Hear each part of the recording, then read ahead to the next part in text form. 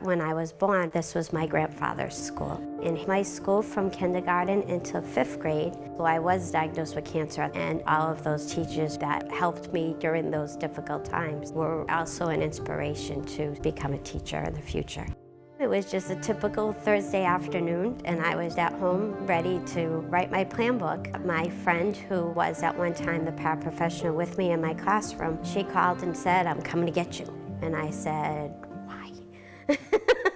And then turned on the news and saw what was happening with the explosion and realized how bad things were. That her first thought when she heard it was, "I gotta go get Holly on the other side of the city." That was very important and very, very special to me. The firefighters from all communities, not just Lawrence, were absolutely amazing. And we were driving through it, and everywhere you looked, you saw fire trucks and firefighters knocking on the doors and escorting families out of their homes. And to know that all those communities were willing to come and help Lawrence has a huge impact and is kind of that added inspiration to keep dealing with whatever challenges this disaster has caused. When we didn't have school after the disaster happened, you would go to the volunteer centers and it would be teachers.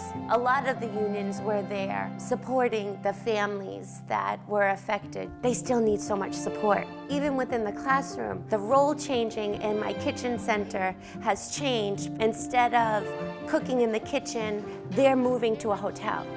And that's their reality. The trailers are fairly new. One of the parents of my students is happy to have a warm place to go after work and after school. There's still families that are asking, how do we get into the trailers? What are we in November now? And we're still displaced, and kids without heat and teachers without hot water and heat. It takes a toll, and you forget when you pull that shower curtain back and see a Home Depot bucket. It's like, oh yeah, you still have to wait.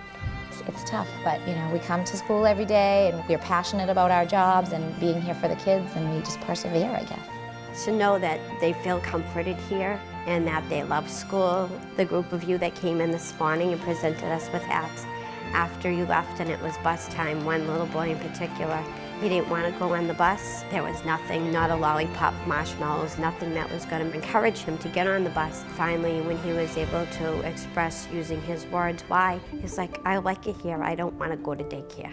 I just want to stay here." And to know that he feels welcomed here and that he feels part of a school family is the most important part of us being here.